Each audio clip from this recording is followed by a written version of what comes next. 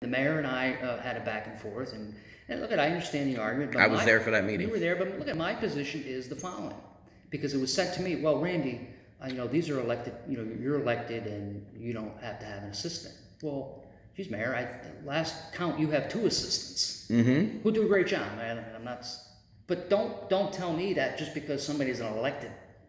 The majority of people who are elected in legislative bodies, whether it's local, county, state, or federal, have staff. They'd have staff. Albany Common Council. I mean, it's a huger city, but they. Yeah, but they have staff. But I'm only talking one staff person for our common council, which is 6 people who are part-time, who have jobs and have other obligations. And I didn't think that was that far-fetched, because again, No, instead of being a quote unquote pain in the rear and calling your common council member, you could call this assistant at City Hall and get a message to him. Or you call the common council member, maybe he's at work, he can't get to what you're needing done, so he can put a call into the person, and then they can deal with it. Look, the point was empowering the council, and I think if we looked at what has happened over the last 3 years, we had a common council who really didn't empower themselves, didn't want to empower themselves. I mean, we don't have to think back too far where, well, Sean could do no wrong. And nobody dares say a word about what Sean wanted to do, except, me. Or me. Or you. Yeah. Okay, fine. And a couple other people. And I had to deal with, 5 people. I think ongoing joke between Sean and I, even to this day, is when he sees me, oh shit, what's Ed going to complain about today? Yeah. But it was, and that's fine, and that was the politics for them at the time. But I'm just saying, hey guys, haven't we learned that the common council should be empowered to be a co-equal branch of city government? It's supposed to be checks and It balances. should be checks and balances. It shouldn't just be, well, you got some people who are just going to go along and do whatever the mayor wants them to do. Well, if that's the case, then you don't need a common council. Then you can save taxpayers $100,000 and get rid of us. And just have a mayor. And that's all you need. If you're going to have 6 people to sit and just shake like a bobblehead up and down, well, there's no point of that. Yeah, I don't. Listen, I'm friends with almost everybody on the common council. I've known Steve Napier for 20 years. It is a lot of. I mean, I don't see any. There's no ideas. There's no profiles in courage, and I'm going to say. I just don't see people speaking up for more for ideas. I don't know whatever. No, there was never. I think I think I was the only one to ever actually propose legislation or ideas from the council. It all got shot down. But the common council should be proactive. It shouldn't just be, well, what does the mayor want to do? Oh, okay, well, we'll do that. It should be proactive. It should be, hey, what does the common council want to do? And then go to the mayor. And it should go both ways. One thing, speaking about that, one thing I've been huge on is a charter review. Charter review definitely needs to be done. I unfortunately wasn't picked to be on it because of some of my opinions. I don't feel that. I feel that the mayor and the common council should be separate from each other. I don't feel that the mayor should be presiding, starting common council meetings. I don't think the mayor should be calling things to a vote. I don't think that the mayor should be in charge of the fire department and the police department. I think that they should all be separate. What are your thoughts on that? Well, I agree. I don't think the mayor. I think the mayor presiding. This is nothing against Sean. I'm talking about in general here in the city. I think the mayor presiding is problematic, right?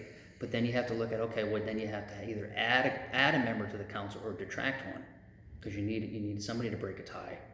Because right now, if you have 6 members, and obviously you can end in a deadlock. So you have to create a mechanism to either have an odd number of members, so you don't have a tie, right? Either reducing one, or redistrict the city so it's 7 wards. You can, or redistrict where it's 5, and I know that was talked about, years ago. But I don't want to get into the weeds on that, but that's something that can be considered. Yeah, look, it's important that you have a legislative body that, no, it doesn't run the city. No, it doesn't. No legislative body runs the government that they're charged with, legislating, whether it's local, county, state, right? You have an executive that runs the day-to-day. 6 or 7 or 20 people, it's not prudent for 20 people to run to make day-to-day decisions, right? And I understand that, and that's not what I'm advocating for.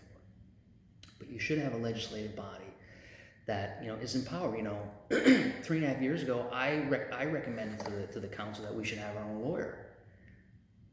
And I think we saw numerous on numerous occasions over the last 3 years that, oh yeah, we should have had our own lawyer, right? Because the corporation council, while under the charter is the lawyer to the common council, but is hired and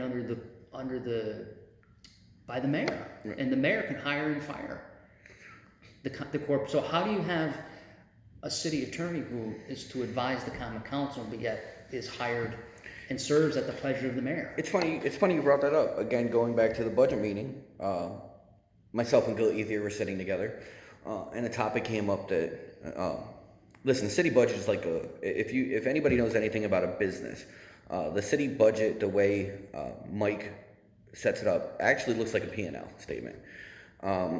And Gil Ethier made a comment to the council that we have what is essentially a part-time city attorney that we pay $85,000 a year to. And he also suggested that we increased the attorney's salary by $30,000 and have him there full-time, 9 to 5 when City Hall is open. Why isn't that done? Like, I mean, literally, like, why don't we have? I mean, yes, yeah, so a district attorney. We have a district attorney, assistant district attorney, but this council is specifically for the city, its legislative body, and its mayor. Why are we paying $85,000 to a part-time attorney? Look, I like Brian Kramer very much. So do I. I'm just saying, but why don't we increase his salary $30,000 and have him stay full-time? I'm sure Brian would like that. Look, I think Gil made a good point, and I know. And if you notice, see, when you it upset quite a few people. Well, here's the thing, and this is the problem. When you bring things to the light of day, when you make good points, people get very defensive and upset, as you saw. I think now Gil may have presented it in the wrong way, and maybe that was my problem too in a lot of things. But the point was valid. You have an attorney making a full-time salary, not serving full-time hours. Now I can look at Albany County and look at lawyers that they have working for the county ledge or for the Department of Law who make far less, yes, and work far more. I think some of them are making $70,000 a year full-time. $70,000 full-time and beyond full-time. So that's a valid argument. And that's nothing against Mr. Kremer. I don't know how his schedule is set up. Is that something that if it was brought before the council, you would vote? I don't know if it's something that is a matter of, for the council. I think it seems to be a matter of, again, the corporation council serves at the pleasure of the mayor. So the mayor would be the one to determine, well, hey, I need you here 8 hours a day. Like, that's the job. And if you don't want to do that or can't do that, then I need to find somebody else, right, that can, right? So that would be up to the incoming mayor. I don't think it would be a matter for the council to determine when people have to come to work, right? But it's a valid argument, absolutely. You were obviously for a charter review. Oh yeah. Okay. What's the council's timeline on appointing people for a charter review? Well, I think because I know for a fact it's been talked about for well over a year. Well, that's going to be up to the next mayor to determine. I think, and the way it's set up, that the mayor appoints the members. But the council can also suggest to the mayor. The council can suggest, and ideally, the council and the mayor will collectively come up with a set of names for a charter review commission to begin to examine the charter and then make recommendations to the common council, who ultimately have to vote through local law, and in some cases, depending on what wants to be changed, through a public referendum. Right? Certain things require the public to vote. Other things require just a simple local law, the common council. So we're, what are we, 4, 8, 10 weeks away from January? What are you didn't run for re-election? No. What are your plans after January? Excuse me. My plans after January, well, look, I'm not going nowhere. I'm going to be around. I'm going to be. Are you still going to be a voice for your community? Yeah, I hope to be. I do. I'm not going anywhere.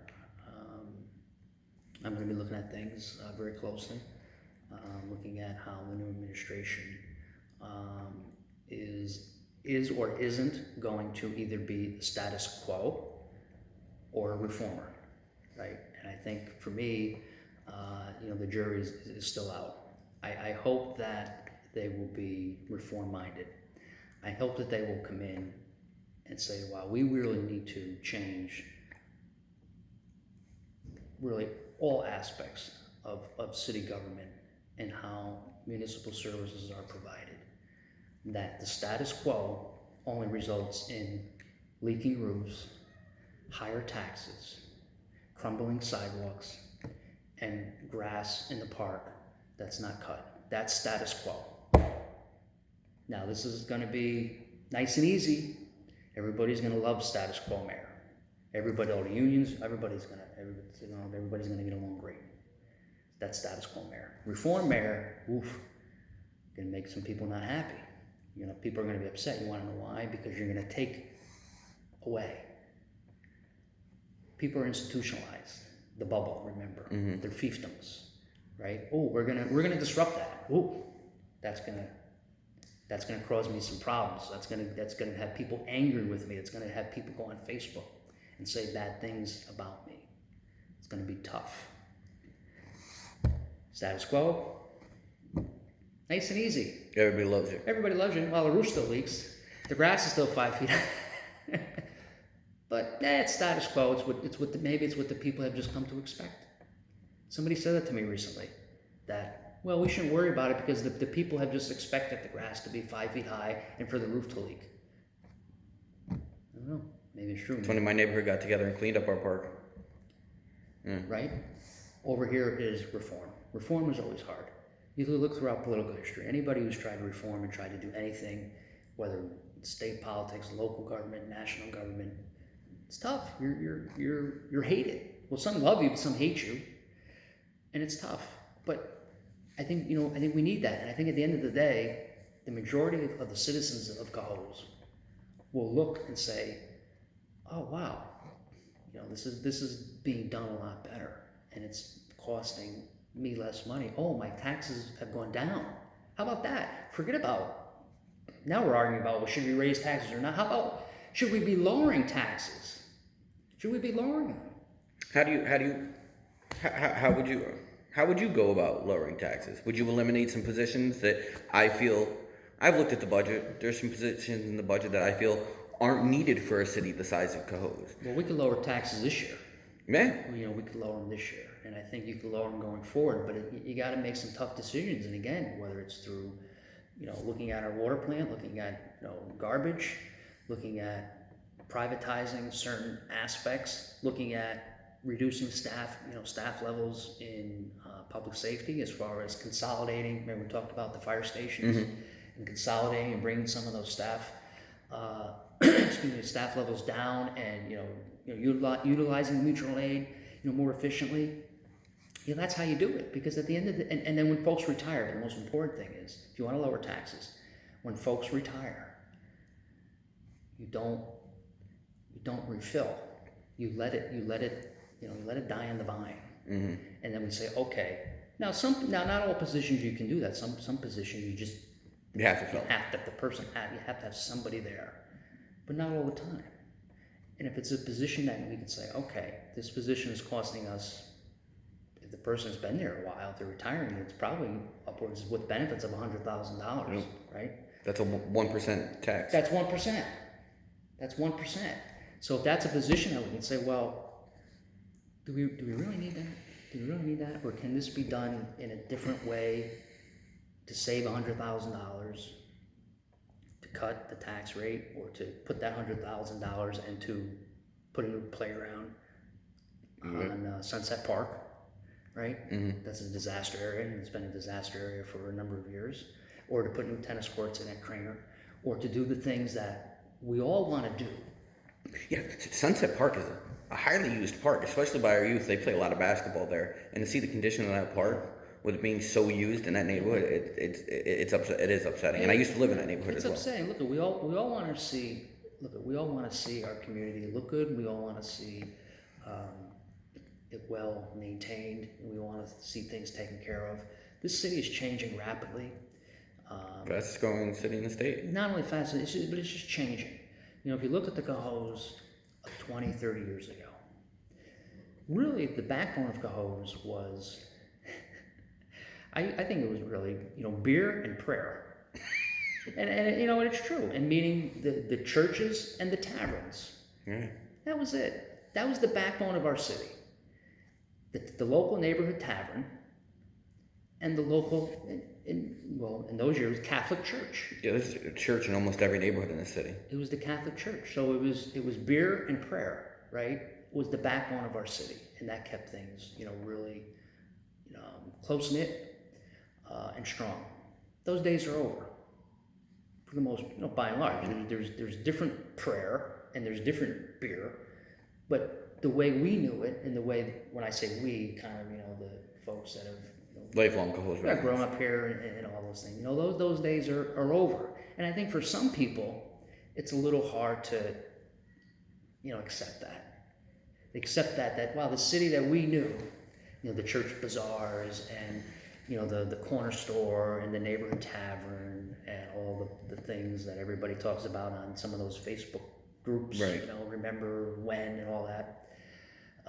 Excuse me, yeah, remember when. And it's great to remember, and I'm a historian and I love the history and chronicle the history. But we have to embrace the future. It's here, it's coming. Right. Another quick anecdote, and I think this is important. I was having lunch with the incoming mayor of Waterloo, great guy, Charlie Patricelli. Yep. And we're standing on the sidewalk, and two young men were walking down holding hands on Remsen Street. And I kind of gestured to Charlie, and I said, well, geez, Charlie, I said, you don't have that in Waterloo. Meaning, Cohoes has kind of evolved. It's become a progressive city. Evolved to the point where you have, 30 years, that would have been taboo. Not only taboo, it would have been front page, news. Oh my God, I just saw two guys walking down Red Street holding, they would have been arrested. 50 years ago, they would have been arrested. Yeah. 30 years ago would have been big news, and now today, it's like, wow, that's great. That's fantastic. This is what now our city is moving to.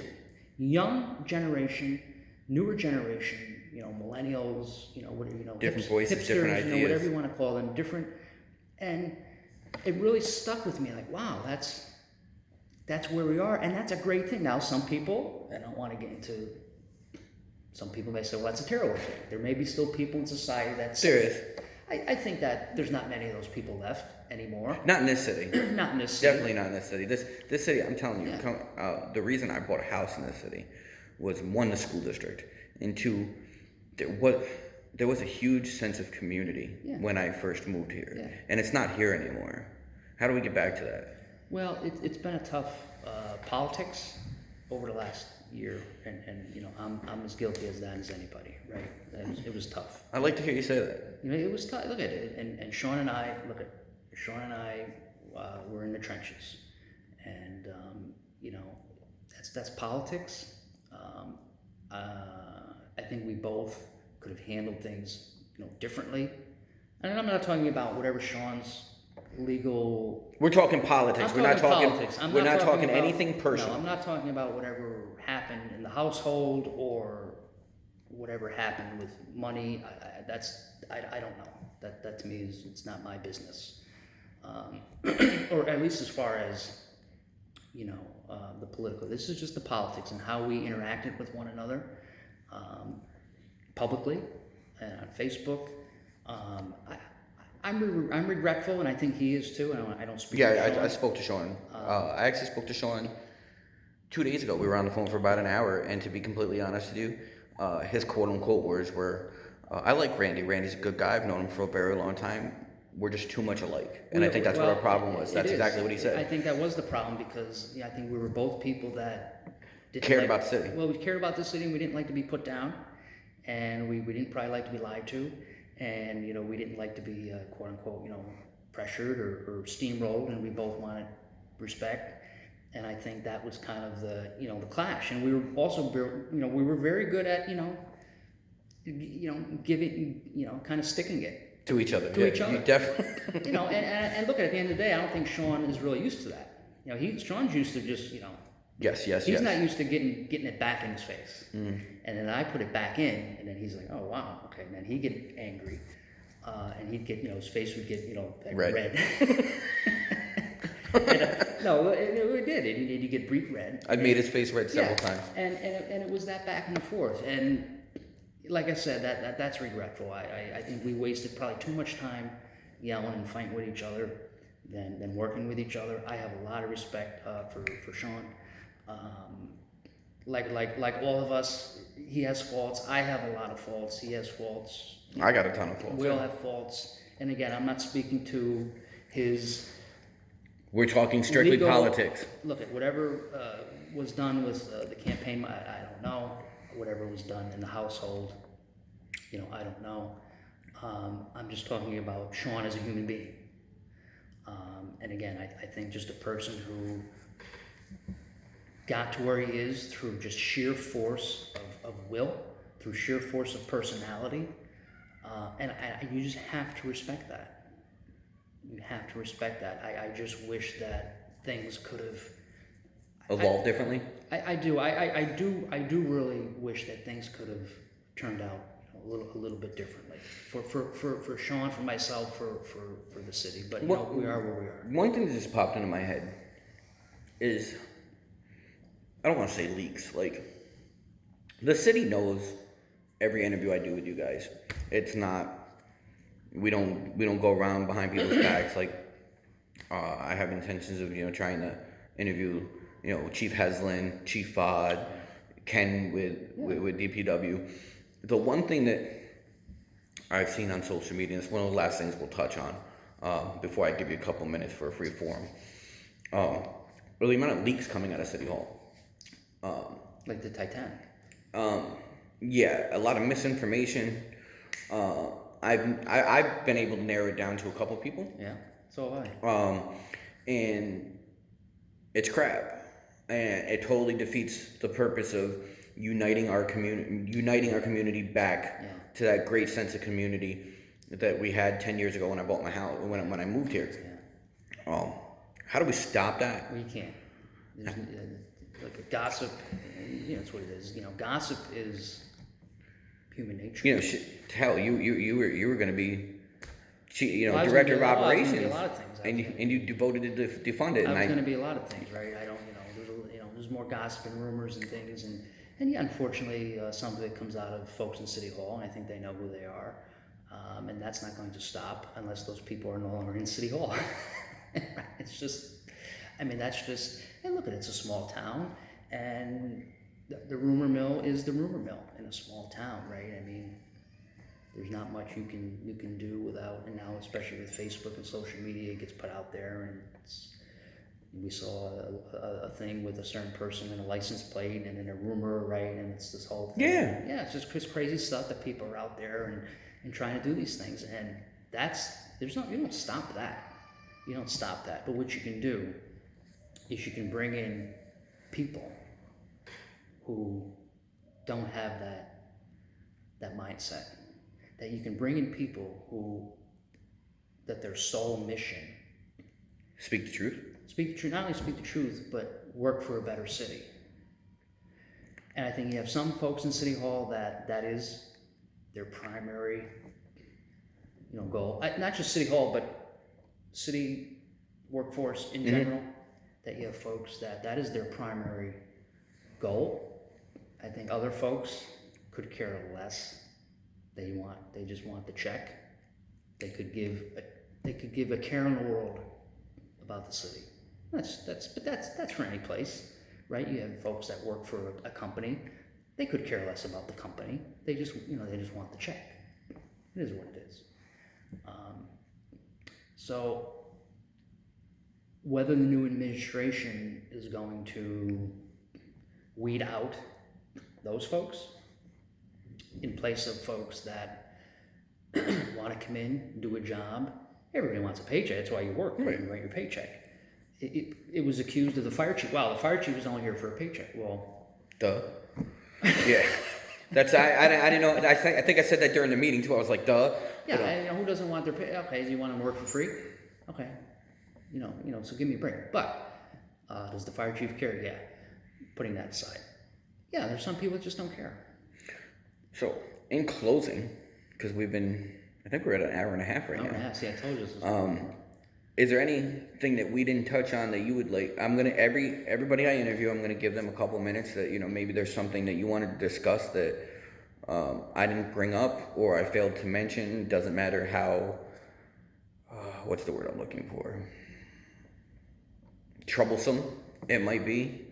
If there's, I'll give you a few minutes, you can go off and I'll ask some questions based on what you're discussing. But I want to give you the next, 5 minutes. Look, I think at the end of the day, you have a great city here. I'm fortunate I get to travel a lot, and you come back, and my takeaway is always twofold. Number one, how great of a city we have, and number two, how much of things that really need to be fixed. Weeds in the sidewalk. Perfect example. I think I've seen a lot of brick sidewalks in my travels, not one weed in the sidewalk. Small town, big city. You go down Rimson Street and their weeds are 3 feet high on the sidewalk. Mm-hmm. Now, at the end of the day, we can all sit around and we can blame, well, it's the property owner, and it's the business owner, or it's the public works, or it's the person the company that put in the brick, and everybody's, throw up in their hands, while what we should be doing is sending 2 guys with weed whackers for an hour and clean the sidewalks. Done. And then guess what we can do after that? We can all sit around and we can argue and we can pontificate and we can throw our hands up in the air and figure out how we do it going forward. But before then, let's take care of the sidewalks. And this is the problem in government. I think people in government, they're too prone to just throw up their hands and just say, well, I don't know what to do. Well, I'll tell you what to do. You take 2 guys, you put them in a truck, you put weed whackers in the back of the truck, and you go down, and you spend an hour, and you do it. And it's important, because you have our music hall, we have all these things now that our people are coming to, and what do they see? They see it's blight. It's blight, mm-hmm. and it need not be. And today, if you drive by, it's still going to be blight. And it angers me that you have people in positions that have the power to deal with it, but it's not dealt with. And I can point to 100 things throughout the city that are just not being dealt with. And why? So, do some examples. Other than the parks, listen. I love DPW, and it's really not DPW's fault with the parks because they're not being directed to go there by a person. And listen, I feel if you're in charge of something like that, if I'm in charge of something like that, if I gotta go out and cut grass, I'm gonna go out and cut grass. If I gotta go paint swings, I'm gonna go paint swings. I'm not talking about the parks aside. Everybody in the city, I get so many messages on this page. I'll give you another example. crosswalks. And you may just say, well, geez, that's a very simple thing. You would think it's a very simple thing, but the roads in our city, the intersection in our city, are not safe. Even by the schools, the crosswalks haven't been finished. Nope. They were started, but they weren't finished. I got crosswalks on the island. We got all over. Crosswalks in the First Ward, yeah. First Ward, downtown. The double yellow lines that we don't have on our roads, the striping. Again, these are basic functions of a government. Does the city have the equipment to do? It's primitive. I think Could the probably sprayer right. they have, I think it's primitive, and I think there's some other ways that we can. There's adhesive material that lasts 5 times as long than paint. So. But whatever. But let's look at it. Let's deal with it. And these are things that I've heard about for years from folks that are saying, geez, there's no lines, there's no cross. What's going on? And it's just like, what does it take? What do we have to do? And again, do we have to bring in a company to come in and do it, then we should examine that. Crosswalks, lighting. We have difficulties, maintaining our lighting on the bridges. Trying to get lighting repaired has taken, months and months and months and months and months. I do know Steve Napier does have he actually had a pretty cool idea about the city purchasing some of the lights in the city from National We Grid. can purchase all of them. Yeah, and then there's like cool little things you can do, like you can put internet in some, cameras in the What other. you can do is And it's yeah. the way he explained it to me, and I mean honestly it's a fantastic idea. It really is. There is an upfront cost. There's an upfront cost. But in the first year, I think it saves something like $10,000 in the first year. Right, so we spend about $500,000 on street lighting, which is the power to the light and the maintenance to National Grid to come in and replace the lighting. Now, the lighting now, the bulbs, they're called high sodium bulbs. They're very inefficient. They go out, they blink on and off, right? And if you look at the city of Albany, if you go through some of the neighborhoods where they've done the LED lighting, It's nice. It's night and day. Yeah. The lighting is the quality of lighting, the amount of light. So you have a public safety improvement, you have just a greater lighting improvement, and the light bulb will last 10 plus years. Mm-hmm. So, right, there is an upfront cost. Would we have to bond that? Would we have to get maybe some grants to come in? Excuse me. And we purchase because right now those lights and poles. Does the city have a full-time grant writer? No. I know we used to. We used to, and right now I think there's some money in the budget in there for to farm out some of the grant writing. I think Ms. Jakes does some of the grants. She does a great job. Yeah, I didn't mean to cut you off on what you were saying. But anyway, so National Grid, every street light that you see in your neighborhood is not owned by the city. It's owned by National Grid. We do not have the authority to go up there and do anything with that light. Right, that's their property. So when the light is out, when I get the calls, and I have to say, okay, I have to inform folks that the city takes the information, forwards it to National Grid. We can't force them to come and fix the light. They fix the light on their schedule. Sometimes it can take, I've seen lights repaired in a day, I've seen them in a month, I've seen them in a year, right? But if we were to purchase the street lights, let's say it costs us $2 million, $3 million up front, we're paying $500,000 a year now. I think the numbers do work, in that sense. So again, there's a lot of things, in the city that have been just kind of languishing for years and years and years and years and years and years, and still seem to languish. And it's my hope that, in the next couple years, we could figure out, Lansing Park is a great, and not just to get off. I know we talk about parks, but Lansing Park in particular, there's been a plan to redo the fields in Lansing Park that's been talked about for a decade, and I'm not exaggerating. So it's supposed to be a dog park there 3 years ago. Forget about the dog park. This is just about redoing the soccer fields and having high quality fields, with sprinklers, like you see in Clifton Park and all these places. Real high quality, bringing teams in, redoing. It's been talked about and still being talked about, mind you, for 10 years. And I hope it won't be talked about for another 10 more. But it's just like, what is the problem? Why does it take 10 years to talk about something and to not just come up with a plan? We bonded $250,000 to do some improvements to the park and the drainage. Well, if you drive down there today, there's still going to be 3 feet of water. Well, what's going on? Why? And this is the rub on government, right? That it's just, bureaucracy, and you have all this and all that. So, again, not to keep going back to Sean, but Sean was a doer. Get things done, and I think that's we need more of that. We got to just get some of this stuff done. We got to just figure a way forward here and say, okay, we've been talking about this for 10 years. Let's get it done. And I think at the end of the day, again, to kind of close, we have tremendous assets, architecture, history, neighborhoods, parks are an asset, waterfront, right? We have all these things. the building we're sitting in, I believe is an asset. Some in City Hall think it's it's a beast of burden. I think it's an asset.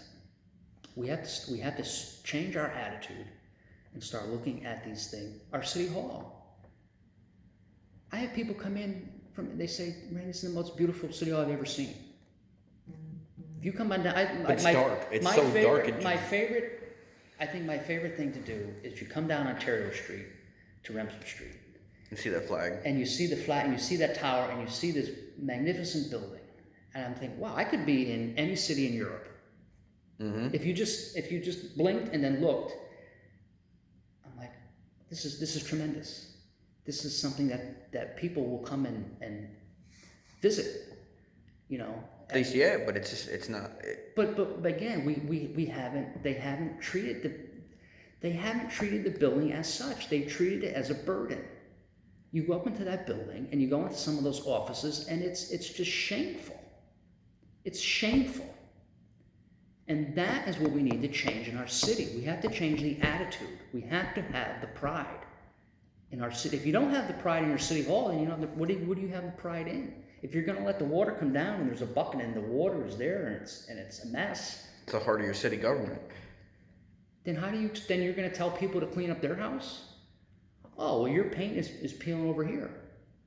Well, geez, I just went to your city hall and there's a bucket of water from the roof.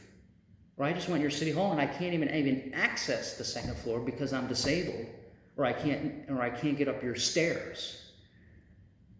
Right? So we got to start taking pride. We got to change our attitude in our city that, you know what, these things are not burdens. These are our assets.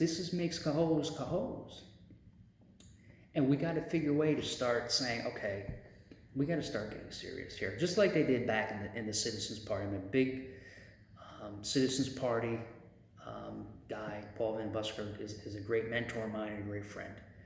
And that was what, they had to change, the attitude to say, hey, wait a minute, we can do this. We can build a firehouse. We can build parks. We can fix sidewalks. We can do all these things as a community together. Mm-hmm. Right? And that's what we have to try to get back to and kind of shed that attitude of just, of just kind of status quo. It just is. Well, the water leaks because it just does. Right. So, any possibility you running for office again in 4 years? Regardless if it's council, legislator? We'll have to see, right? I think we'll have to see. I think, obviously, I love politics. I think that's a bad thing. It's funny, you have all these people that are running for office. Oh, I'm not a politician, but you're running for office. Yeah, I think you said that to me. Yeah, it's like, well, no, but that's fine, but it's not a bad thing. You're out running for office. You are now a politician. Sorry to burst your bubble. Yeah. You're just as bad now as the rest of us. Right? But it doesn't have to be a bad thing. I like politics. I love politics. But yeah. Without politics, the politics is the mechanism to do. It's our democratic system. It's without politics, you have no mechanism to do anything. So, look, I'm going to give everybody the benefit of the doubt in the incoming administration, the council, and I'm going to be watching closely. And if I see status quo, if I see people who don't care, if I see just, a throw up our hands kind of, what can I do? Mm-hmm. Then I'm going to, look to get involved. And I think other people will look to get involved too. This is not just about, Randy Knipke. I think there's going to be other people out there that are going to be watching very closely and looking for